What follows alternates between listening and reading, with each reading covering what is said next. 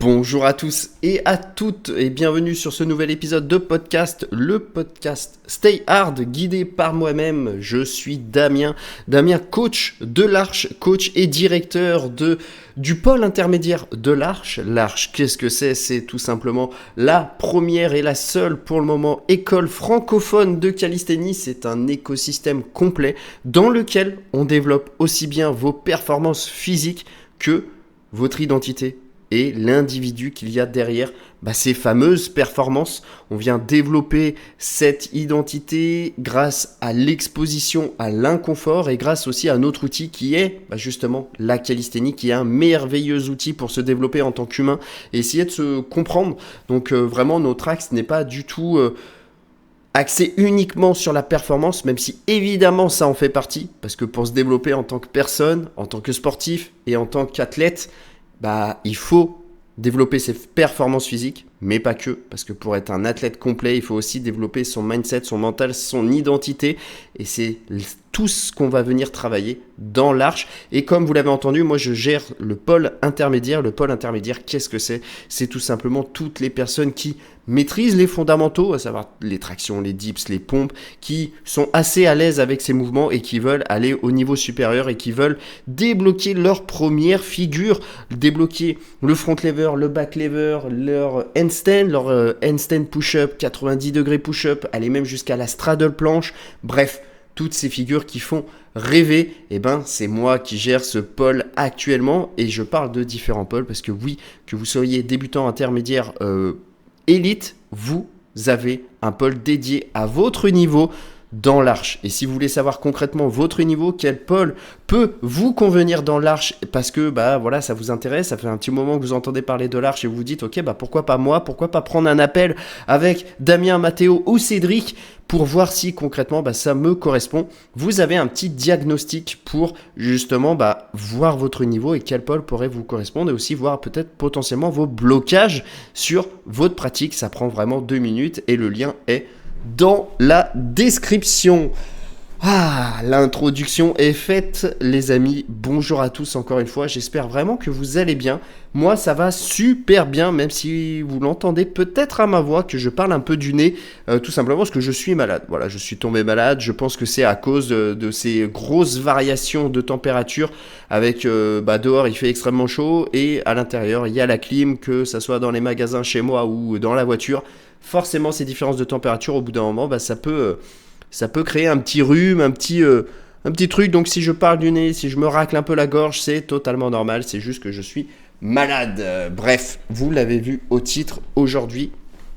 On va parler de mon expérience et de ce que j'ai pensé, d'ISN 2026, la compétition moi, je pense la plus attendue de l'année à chaque fois et peut-être même celle qui a le plus de hype en ce moment. Je vais vous parler de mes 3-4 jours à Toulouse, de ce qui s'est passé. Si vous suivez sur mon compte Insta, vous savez qu'il s'en est passé des choses.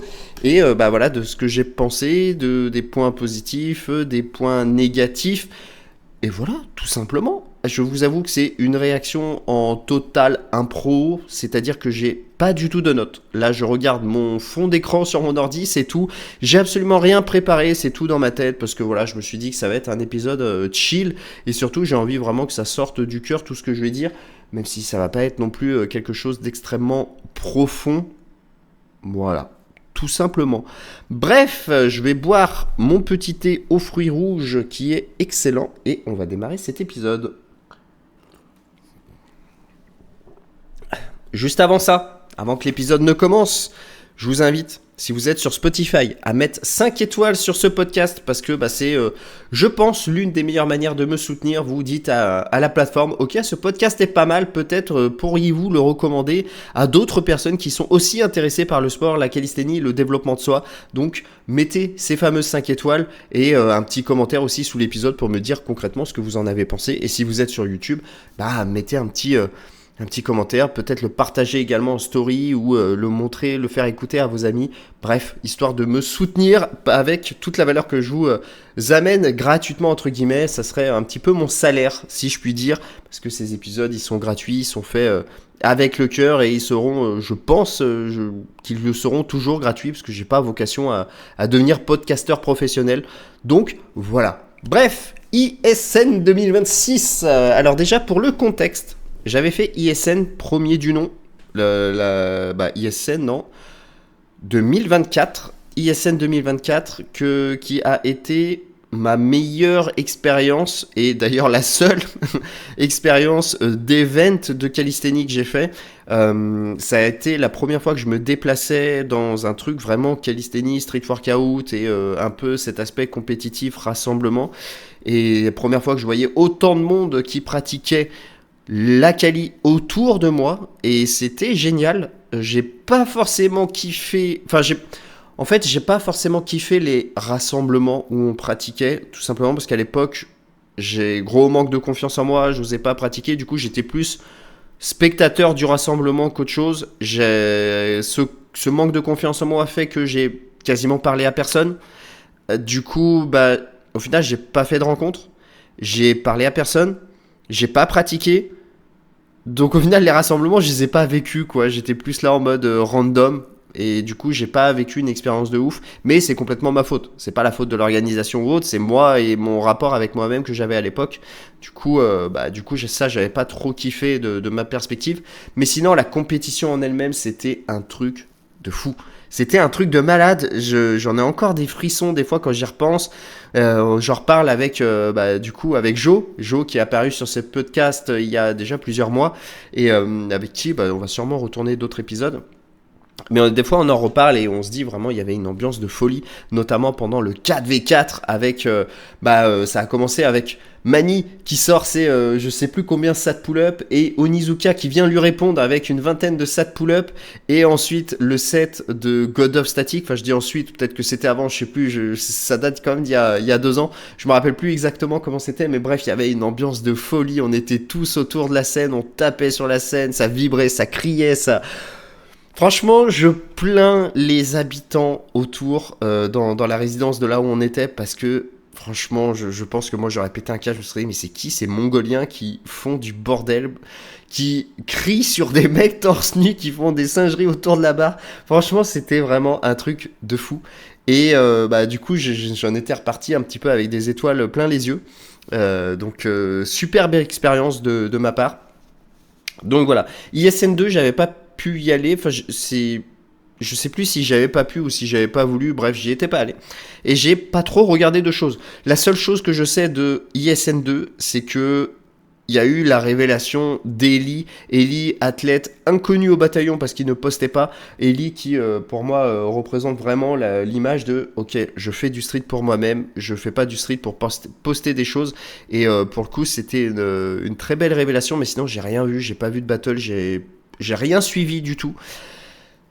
Et annonce d'ISN 3, ISN 2026, et je me dis, let's go, ça pourrait être sympa d'y aller. Surtout qu'en plus, maintenant, je connais un peu plus de monde dans la sphère calisthenics, et du coup, je me suis dit, pourquoi pas y aller, pourquoi pas essayer de se refaire une expérience. J'en parle avec Jo, et Jo est chaud aussi, et on se dit, let's go, on y va. Voilà. Donc, motivé. Je vais essayer de faire ça de façon constructive, dans le sens parler chronologiquement de ce qui s'est passé, et puis voilà. Donc on voit les battles, et ok, si, vas-y, je vais en parler, parce qu'en vrai le but c'est vraiment d'être full transparent et full honnête pour vraiment vous livrer mon expérience au plus global. On voit l'annonce des battles, on voit l'annonce des athlètes qui vont être présents. Donc, il y a certains athlètes, je m'y attendais qu'ils soient. Franchement, j'ai pas été surpris. Mais un athlète m'a surpris. Je m'attendais pas à ce qu'il soit annoncé.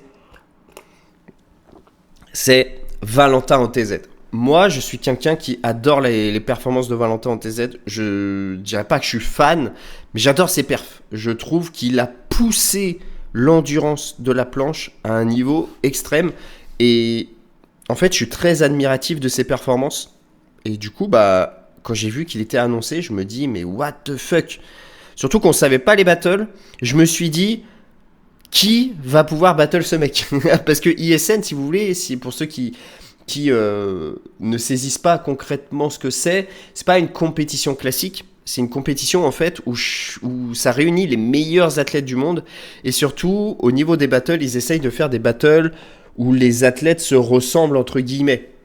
Dans le sens où, par exemple, on va pas faire comme à la Sweb. Là, je reprends les mots d'Augustine et de Matt Bress dans leur podcast où ils sont ensemble, dans le Calivolution, je sais plus combien, mais je crois que c'est un des derniers épisodes de Matt Bress du Calivolution, donc je vous invite à aller l'écouter. Mais en gros, il disait là-dedans que un battle qui n'avait pas eu de sens, c'était notamment Melvin face à Tony Gast à la Sweb.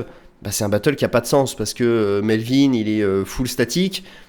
Et Tony Guest, il est polyvalent, donc forcément on connaissait déjà limite le vainqueur, il n'y avait pas d'enjeu de ouf, enfin c'était pas un battle que les gens veulent voir. Par contre, un battle Mani Onizuka, là les gens veulent voir, parce que les deux sont un peu plus spécialisés dans le pool, et du coup on a envie de voir ce battle. Vous voyez ce que je veux dire? En fait, on essaye de prendre les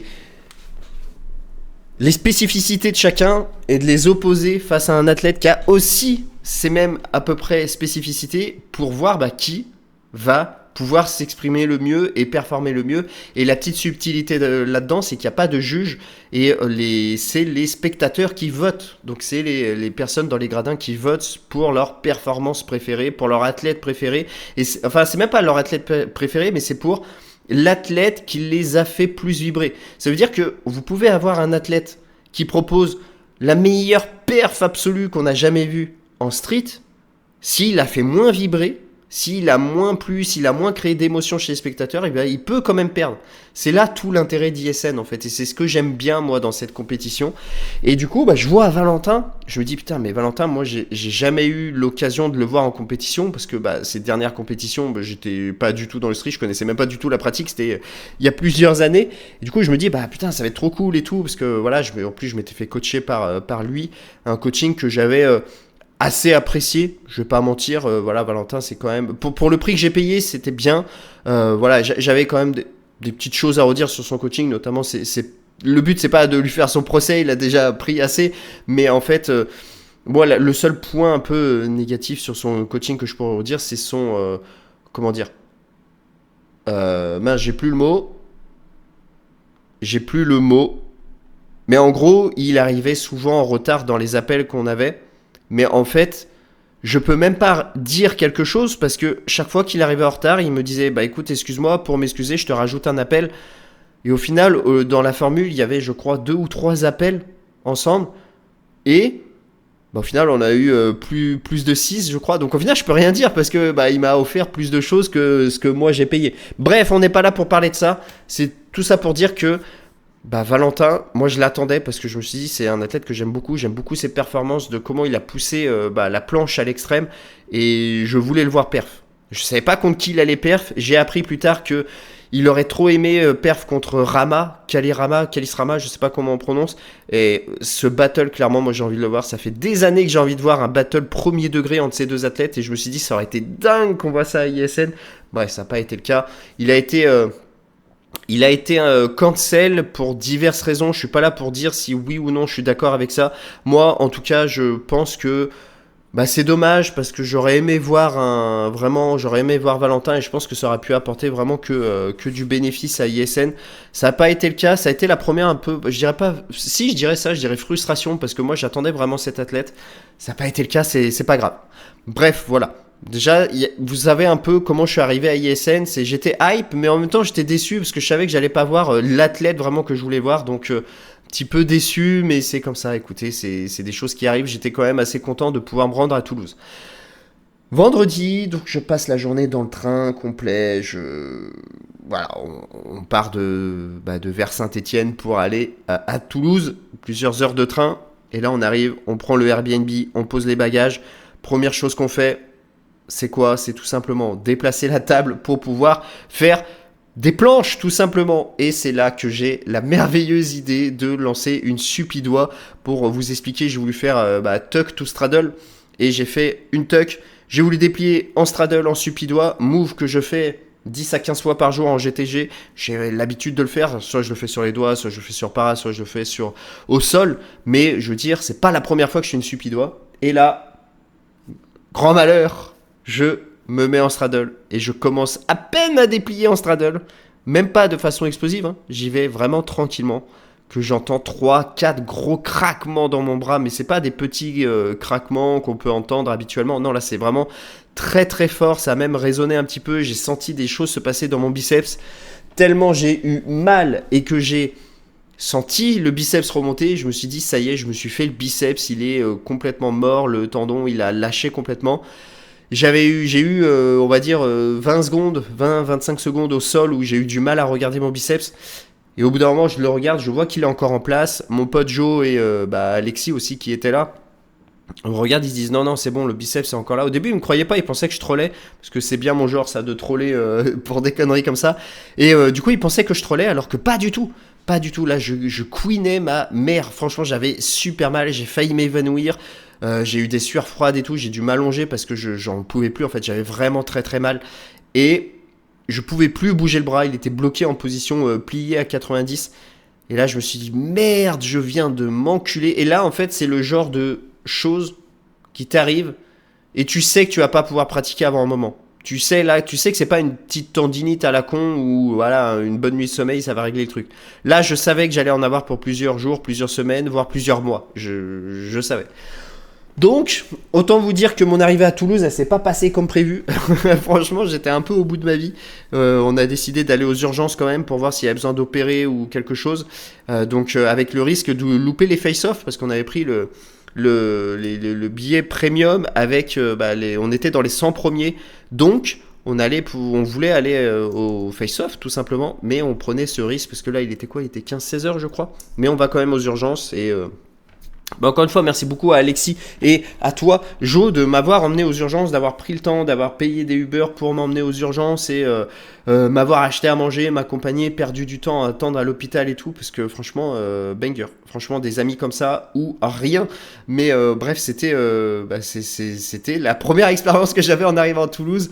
Après plusieurs heures à attendre et je suis passé du coup au bureau du médecin. Le médecin a un peu touché, on a pas mal discuté. Et d'après lui, il n'y a pas eu de rupture complète. Il n'y a pas eu de rupture complète du tendon. Excusez-moi. Il n'y a pas eu de rupture complète, ça je m'en doutais. Il n'y a pas besoin d'opération. Il m'a juste dit, voilà, il y a besoin de faire une échographie pour savoir exactement ce qu'il y a et ce qu'il faut faire pour comme réhab, entre guillemets. Mais sinon, tout va bien. Il m'a dit, il n'y a rien de mal, tout va bien. Donc, il m'a prescrit une attelle, des petits médicaments et let's fucking go. Donc, on est sorti. On a pu arriver à l'heure pour les face-off parce que les face-off avaient légèrement du retard, si je dis pas de bêtises. Mais bref, on a pu arriver à l'heure. Donc, j'étais quand même content de ne pas louper ça. Mais j'avais le bras dans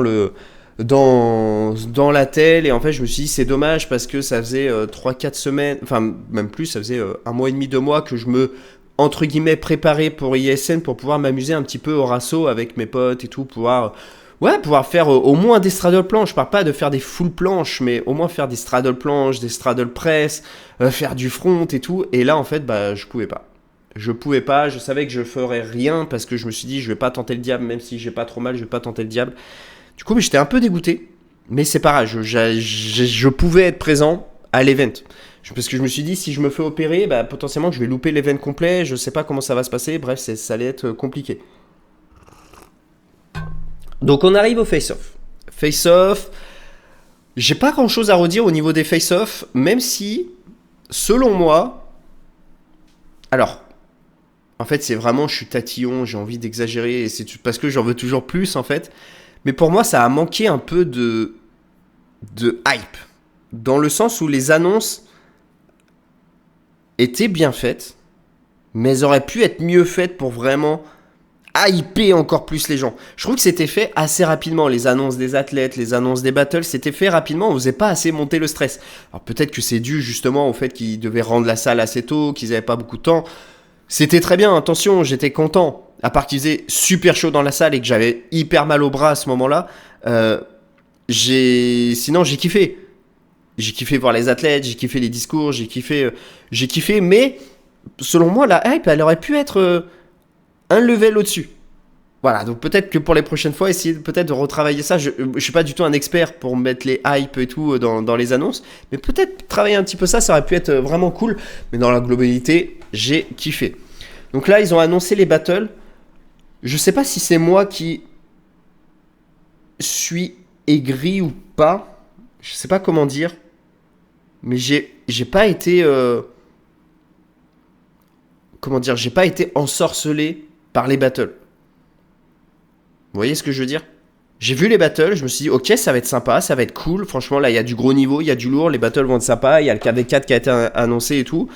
Mais parmi tous les battles que j'aurais aimé voir, il y en a un que j'aurais kiffé absolument voir, c'était le 2v2 Melvin Ilyes contre Bruno et Manny. Si je dis pas de bêtises, j'ai peur de m'en tromper, et si je me trompe, je suis désolé. Mais j'aurais kiffé voir ça, mais malheureusement, Melvin s'est blessé, donc là c'est contre leur volonté.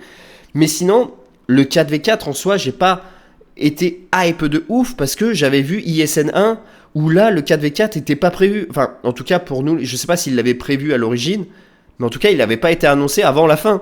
Il n'avait pas été annoncé avant le 4v4 justement. Et du coup là j'ai eu ma haine, je me suis dit quoi, mais un 4v4, en plus c'était la première fois qu'on voyait ça, c'était un truc de folie.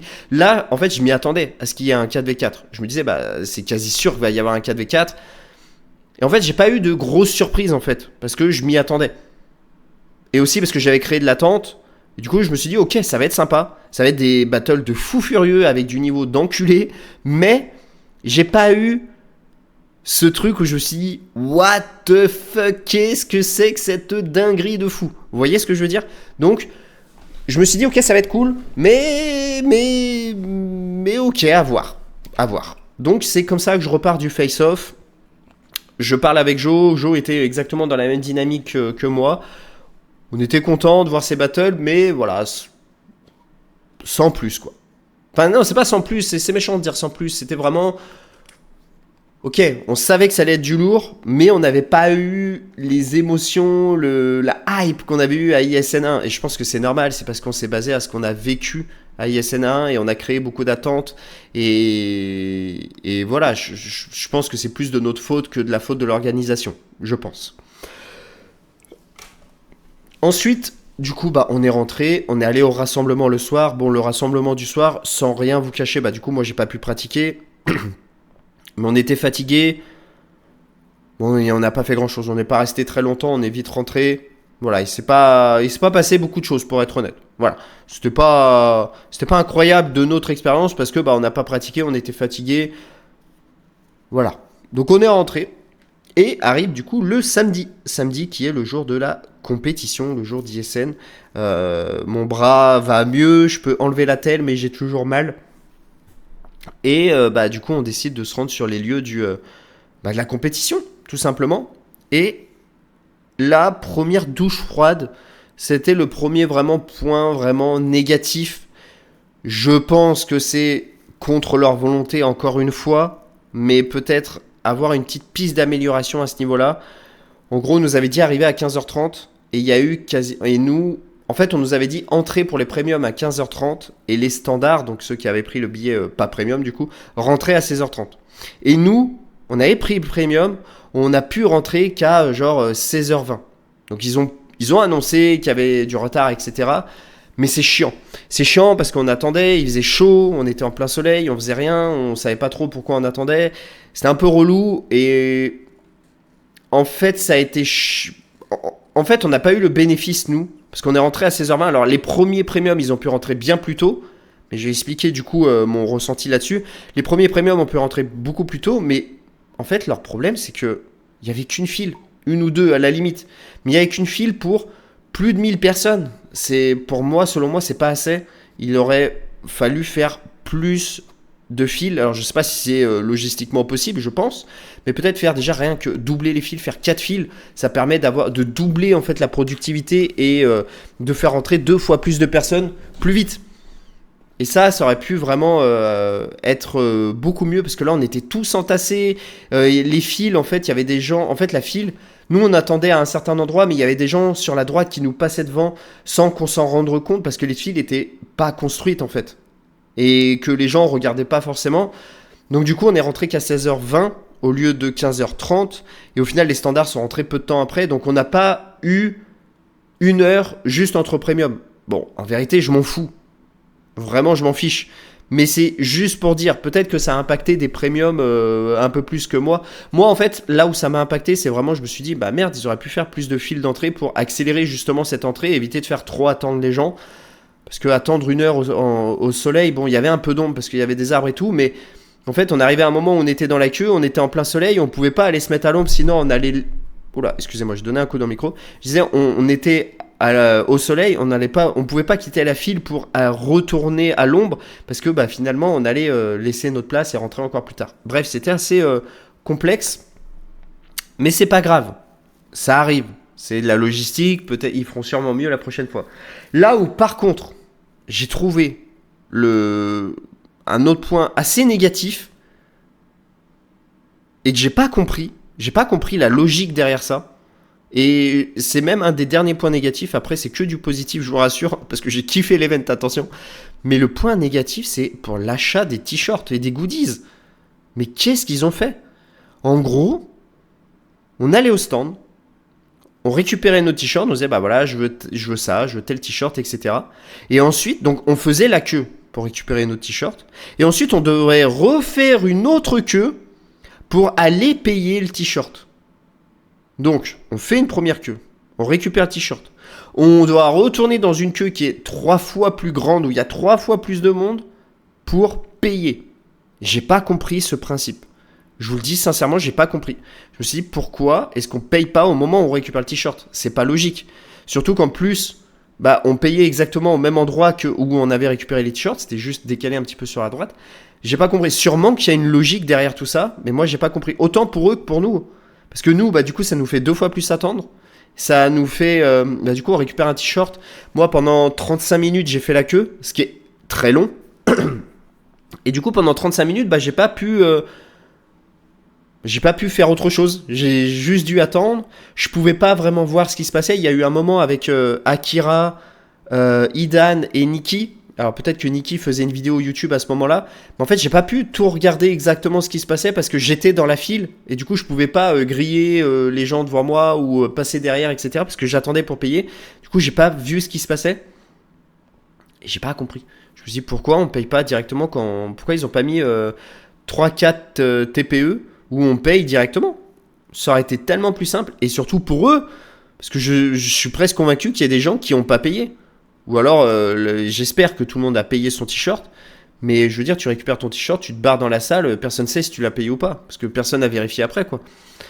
Donc ça a été vraiment un gros point négatif où ça m'a un peu saoulé. Je suis vraiment honnête avec vous, ça m'a saoulé. Je me suis dit, mais c'est vraiment pas logique.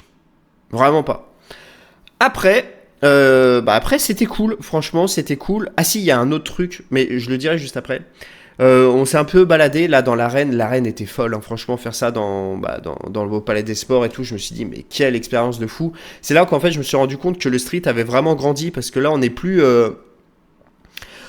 dans une scène ouverte ou avec une vieille structure toute pourrie où nous on est dans des gradins pas confortables. Là on est dans un vrai lieu et c'était ouf. On est au Palais des Sports, c'est un truc, ça prend de l'ampleur de fou. Ensuite, il y a eu le concours d'handstand. Le concours d'handstand, moi, forcément, j'étais dégoûté parce que je voulais le faire. Je pense pas que j'aurais gagné parce que jamais je tiendrais plus de 3 minutes mon handstand. Mon record, il est un petit peu moins de 2 minutes, je crois.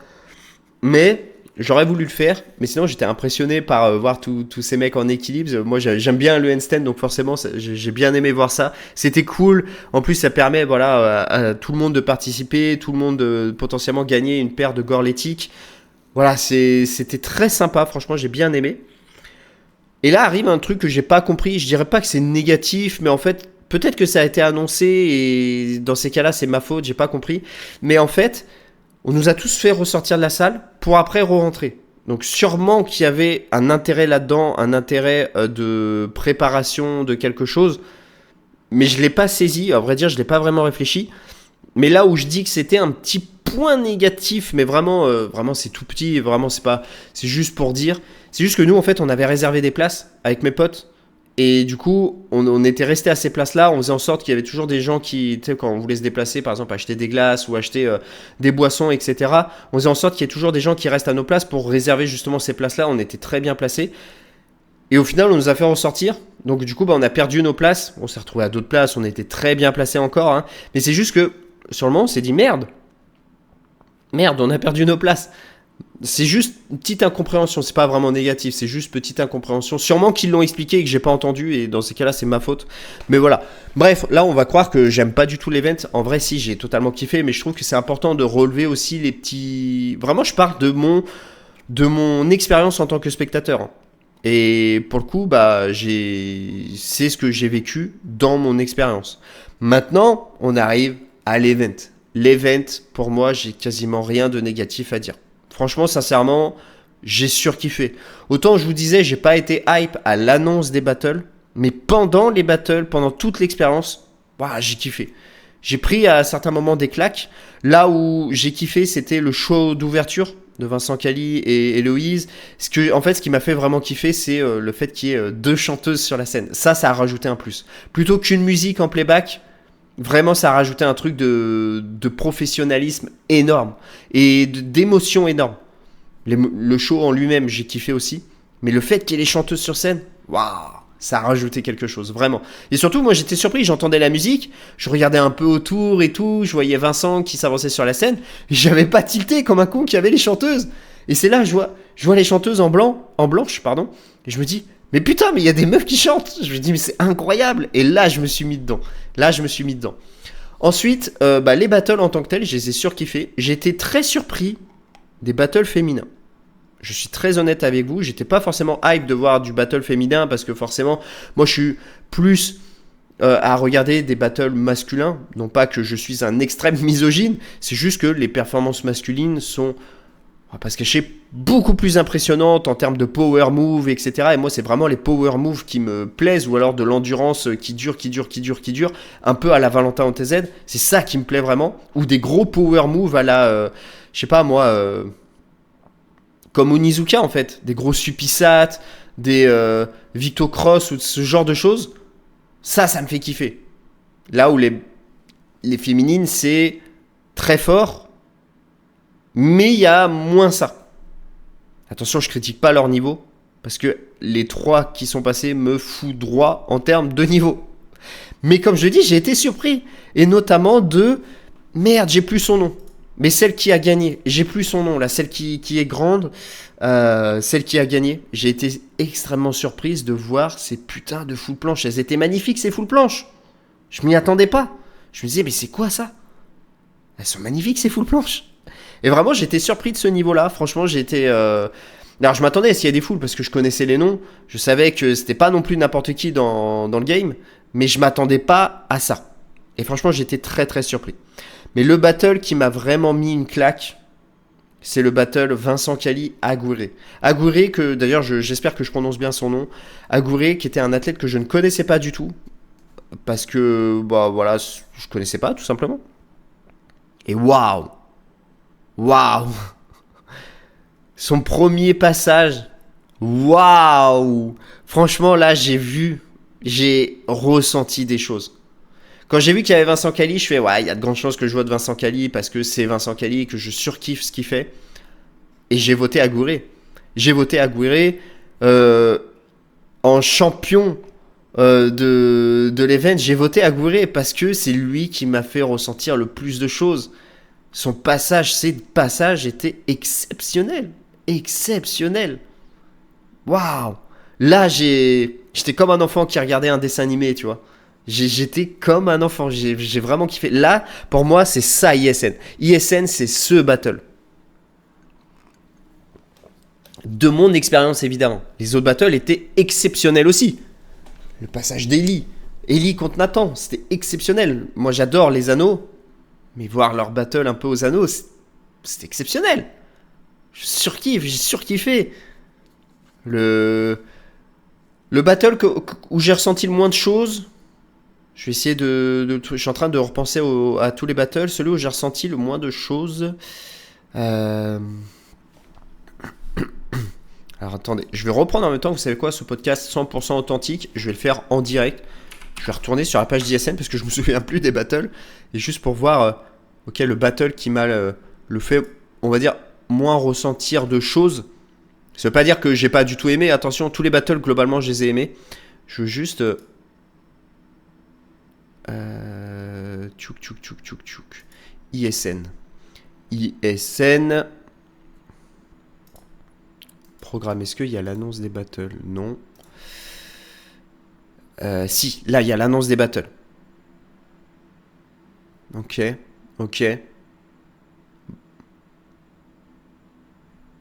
Non, bah en vrai, je re-regarde les battles. Il n'y a pas de battle où j'ai moins ressenti de choses. Vraiment, j'ai tout kiffé les battles, là, de ce que je vois. De ce que je vois, j'ai tout kiffé. J'ai kiffé le passage d'Anthony sur la musique Time. Time, qui est une de mes musiques préférées. Donc voilà, à mon avis, un peu biaisé. Mais j'ai kiffé un peu le tempo qu'il avait sur la musique. C'était très très cool.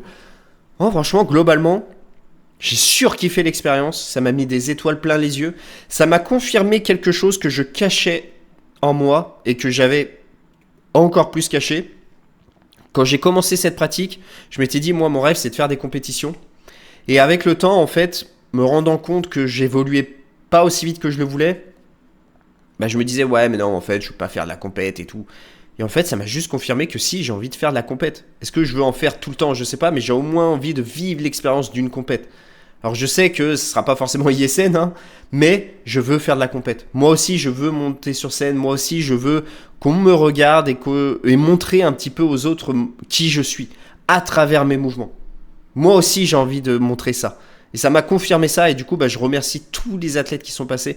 Owen aussi, Owen que je connaissais pas. Mais Owen, quel niveau de dingue! Franchement, mais bref, franchement, j'étais impressionné par tout le monde. Franchement, je vous le dis, j'ai été impressionné par tout le monde. J'ai surkiffé. J'ai surkiffé cette soirée. Le 4v4 était incroyable également. J'ai juste une petite déception. Parce que moi, au 4v4, je voulais un Mani pour voir Mani Onizuka. Parce que je suis un fan absolu du front et du pool en général.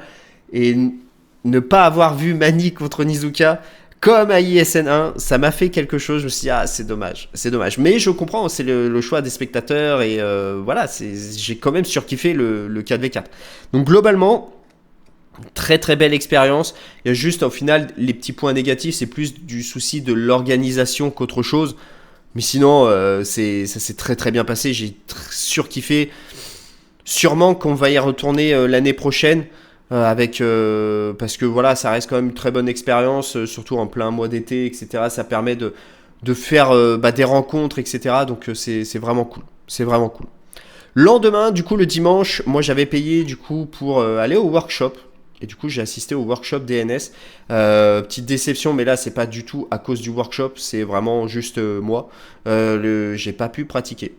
Tout simplement parce que j'étais blessé. J'ai pu juste faire... alors, je pouvais juste faire du touch. Et je pouvais pas faire intensité maximale parce que j'avais trop peur pour mon biceps. Donc au final, je faisais pas du full touch. Je faisais que du one leg touch. Et je pouvais faire de la planche lean, mais pas trop lean. C'était les seuls trucs que je pouvais faire. Globalement, le workshop en lui-même... Alors, le workshop est pas... Je sais pas si c'était organisé par ISN ou si c'était organisé par les NS. Bref. En tout cas, le workshop, c'était les 4 NS plus Nathan qui ont fait ça. C'était très bien. Franchement, j'ai bien aimé le workshop. J'ai appris plein de choses. J'aurais aimé forcément voir plus de choses. Mais ça, c'est dépendant de moi. En fait, comme j'ai pas pu pratiquer à fond, bah, j'ai pas pu montrer concrètement mon niveau et avoir un vrai retour sur ce que je vaux et sur ce que je veux. C'est pas génial à ce niveau-là, mais là, c'est pas de la faute du workshop, c'est vraiment ma faute à moi. Et du côté de Nathan, c'était plus question-réponse. Et c'était très bien. Nathan a répondu globalement à toutes nos questions de façon ouverte. Donc c'était cool. Non, franchement, j'ai surkiffé le workshop. C'était très intéressant. C'était la première fois que j'en faisais un vraiment avec les NS et tout. J'ai vraiment bien aimé. Peut-être, selon moi, un peu trop de monde par rapport au timing qu'on avait. Et du coup, forcément, on a été pressé par le temps à la fin. Mais bon, c'est des choses qui arrivent. Donc globalement, c'était bien, mais peut-être un peu trop de monde. Voilà, et après il y a eu le rassemblement, du coup, oui c'est ça, workshop, première rentrée, et après rasso. Ouais c'est ça. Ouais c'est ça exactement. Rassemblement du coup, rassemblement qui était très très bien, franchement j'ai kiffé voir les... Déjà j'ai fait un petit bout de séance notamment en touch. J'ai rencontré des gens un peu de toutes parts, je suis désolé les gars, si jamais vous écoutez cet épisode, j'ai pas pris vos noms. Du coup, je sais même pas qui vous êtes, mais plein de personnes m'ont conseillé sur mon biceps, comment faire de la réhab, que faire, etc. Et franchement, c'était adorable parce que du coup, là, toute ma réhab que je fais actuellement, c'est des conseils qu'on m'a donné. Même Melvin, d'ailleurs, petit shout out à Melvin qui m'a, qui a une blessure similaire à la mienne. Et du coup, on a pas mal discuté pendant une dizaine de minutes et on a parlé de ça justement. Et du coup, il m'a donné pléthore de conseils pour améliorer ma condition et pouvoir revenir plus fort. Donc, je suis super content. Merci à vous, les gars. C'était trop cool. Et le rasso en lui-même était très bien. Alors, il y a plusieurs choses. Déjà, j'ai kiffé les max hold, donc en écoutant le podcast à Augustine et Matt Brez, j'ai compris qu'en fait, ils voulaient casser des records. Et en fait, j'ai surkiffé. C'était fou de voir tout le monde se donner à fond, voir les records de SAT, front touch, full planche, full push-up, full press, etc. C'était vraiment hyper intéressant de voir ça. Et voilà, franchement, j'ai vraiment surkiffé. Alors là où j'ai moins kiffé dans ce rasso, c'était le lieu. Le lieu, on était au Mirail. Bon, c'est pas le meilleur quartier de Toulouse. Je vous avoue que moi, j'étais pas très serein, surtout pour repartir à... Il était quoi, 23h minuit, j'étais pas très serein. Et en plus de ça, mais ça, encore une fois, c'est de ma propre volonté, j'étais extrêmement fatigué, j'avais un mal de tête qui arrivait, et du coup, j'ai commencé à être aigri. Mais aigri parce que je passais pas un bon moment, en fait. J'arrivais pas à passer un bon moment parce que j'étais pas bien. J'avais mon bras qui commençait en plus à tirer un petit peu parce que j'étais debout depuis un moment, j'avais juste envie de m'allonger. Et plus la fatigue, plus tout ça et tout, je commençais à être aigri. Et du coup, j'ai pas su apprécier. Mais ça, c'est ma faute. C'est entièrement ma faute. Par contre, là où j'ai kiffé, et je pense que beaucoup ont kiffé, c'est du coup, Valentin OTZ n'était pas présent lors de l'event, mais il était présent lors de ce rasso. Et il y a un cercle qui s'est formé un peu autour à un endroit, il y avait pas mal de monde. Et en fait, là, c'était de la planche, quoi. C'était planche, et tout le monde se poussait. C'est Valentin qui guidait la musique et tout. Et franchement, j'ai surkiffé parce que j'ai pas senti une sorte de guerre d'ego. C'était vraiment tout le monde s'exposait. Et c'est un peu ce qu'on essaye de faire avec l'Arche. On s'expose aux autres, on montre qui on est, on se donne à fond, on se donne au bout.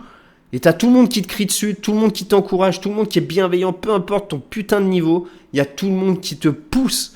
Et là, j'ai kiffé. C'était vers la fin du rasso, et là j'ai surkiffé. Là ça m'a fait passer ma fatigue, ça m'a fait passer ma douleur au bras, ça m'a tout fait passer. Et là j'étais comme un enfant, je me suis dit waouh, c'est ça le street. Et j'ai vraiment kiffé. Donc voilà, et après du coup on est rentré, et le lendemain on est reparti, on a pris le train, etc. Donc globalement, franchement, je regrette pas du tout d'y être allé. Il y a eu, oui, des points négatifs. J'espère que vous n'avez pas retenu que ces points négatifs, parce que moi au final je retiens pas du tout les points négatifs. Je les ai dit parce que voilà, faut quand même les dire. Mais sinon, pour moi, ça n'a pas du tout entaché mon expérience. On va dire ma plus grosse déception, c'est le fait qu'il n'y ait pas Valentin en tant qu'athlète. Voilà, je peux comprendre, en même temps non, parce que je trouve ça dommage en fait. Bref, on va pas s'étendre sur le sujet. Mais pour moi, c'était ma plus grosse déception. Sinon, tout le reste, globalement, j'étais assez content. J'ai assez bien kiffé, franchement. Et voilà, franchement, je recommande. Et je pense sincèrement que je vais y retourner l'année prochaine. Au début, j'hésitais quand j'en parlais avec Joe. On se disait, est-ce qu'on y retourne l'année prochaine? Est-ce que, est-ce que ça vaut le coup, etc. Mais en fait, ça va au-delà de l'event en lui-même. En fait, c'est surtout, ça te permet de faire des rencontres, ça te permet de parler avec des gens, ça te permet de... Juste en fait de te remettre dans une dynamique de vouloir reprogresser. C'est ça ISN en fait. C'est pas que ça ISN évidemment, c'est un spectacle. Mais ça permet ça aussi. Et du coup je me suis dit je pense que je vais y aller toutes les années. Parce que je trouve que ça vaut le coup quand même. Excusez-moi, je viens de faire mon meilleur bâillement. Alors c'est pas que vous me fatiguez, mais c'est juste que avec la maladie je suis un peu fatigué. Mais en fait, c'est un super événement, surtout que c'est pas très cher pour ce que c'est. Franchement, je me rappelle plus le prix que j'ai payé. Je me rappelle même plus. Donc ça veut dire que c'était même pas si cher que ça. Non, je me rappelle plus. Bref, on s'en fiche. Super événement. Il y a encore des petites pistes à améliorer niveau organisation, les gars. Si jamais il y en a certains qui écoutent ce podcast, mais sinon globalement très très satisfait de l'expérience et hâte de voir ce que vous allez pondre pour les prochains. Donc voilà pour ce petit épisode. J'espère que c'était assez bien construit et que vous avez pu comprendre un petit peu mon ressenti vis-à-vis de tout ça. J'espère que vous avez kiffé cet épisode. Moi, je l'ai kiffé. Semaine prochaine, on va essayer de se retrouver pour un podcast un peu plus profond. Et puis voilà. En tout cas, si vous avez kiffé cet épisode de podcast, n'hésitez pas à me le faire savoir, comme je l'ai dit au début de cet épisode, avec les 5 étoiles, un partage en story, un petit commentaire pour me dire ce que vous en avez pensé. Moi, je vous fais des bisous. Je vous dis à la prochaine. Entraînez-vous bien, dormez bien, mangez bien. Prenez soin de vous. Ciao.